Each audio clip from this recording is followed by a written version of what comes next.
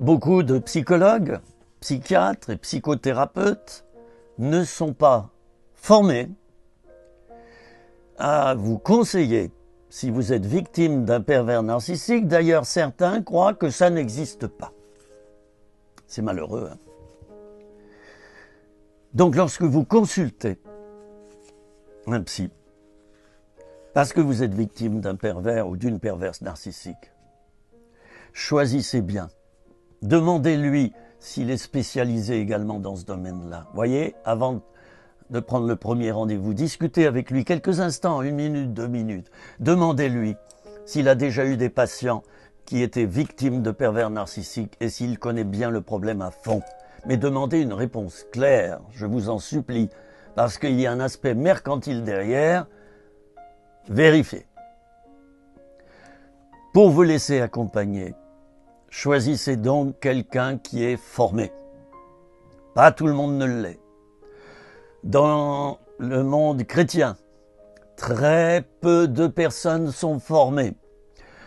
J'aimerais dire, et sans vantardise, que je suis formé à cela. Pourquoi? Parce que j'ai été victime pendant des dizaines d'années de plein de pervers narcissiques. Alors ma formation, malheureusement, elle est arrivée par le pire.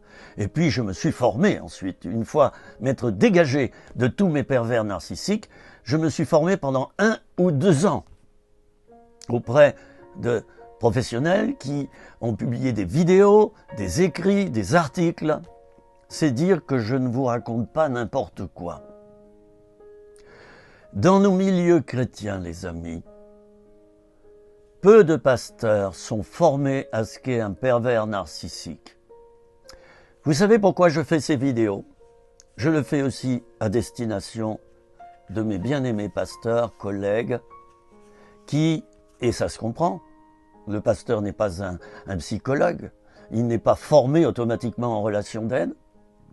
Je le fais aussi pour vous, mes collègues pasteurs, pour que vous ayez des bases afin de repérer dans votre église, d'une part, les pervers narcissiques, mais aussi, oui, pourquoi les repérer? Parce qu'ils vont tout vous détruire dans le troupeau. C'est un loup, le pervers narcissique. Et je ne le juge pas. Je souhaite son changement, je le bénis. Mais c'est un loup. Attention, un loup ravisseur. Je vous conseille de discerner les personnes qui sont comme ça dans votre assemblée, dans votre église, et de prendre des mesures dans l'apaisement pour protéger le troupeau. Je fais donc ces vidéos à cette fin-là, mais aussi pour vous former, amis pasteurs, afin que vous puissiez aider les victimes de pervers narcissiques. Et si vous savez aider les victimes de pervers narcissiques, si vous avez fait cette formation que je vous propose maintenant et qui est gratuite, je n'en retirerai aucun copec. Au contraire, ça me coûte, mais je le fais volontiers. Eh bien, si vous faites cette formation-là en regardant ces vidéos, vous allez pouvoir conseiller les victimes de pervers narcissiques et vous allez pouvoir bien discerner si les pervers narcissiques dans votre assemblée veulent changer ou non. 99,99% des pervers narcissiques, y compris parmi les chrétiens, ne veulent pas changer. Voilà.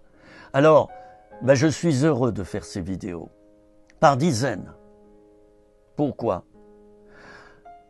Pour dégager les victimes de l'emprise de ces personnes qui sont des imposteurs spirituels également. Vous allez me trouver dur. Je suis désolé.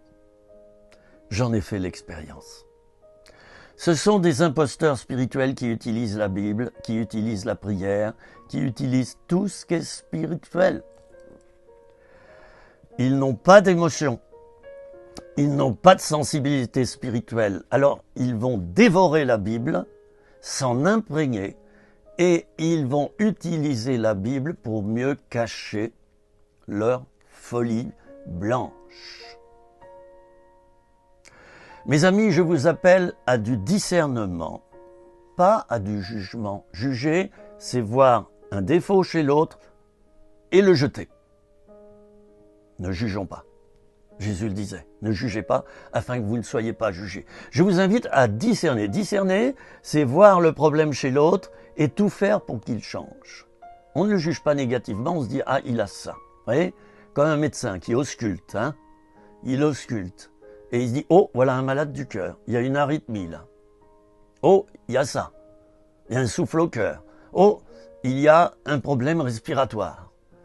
Je vous invite, chers amis, à rentrer dans le discernement et à ne pas vous faire avoir. Dans nos milieux chrétiens, il y a pas mal de pervers narcissiques, certainement, et je le dis avec précaution, un degré élevé de pervers narcissiques, car c'est un vivier pour eux, c'est un endroit où il y a beaucoup de gens fragiles et qui sont en demande. À bientôt pour une nouvelle vidéo.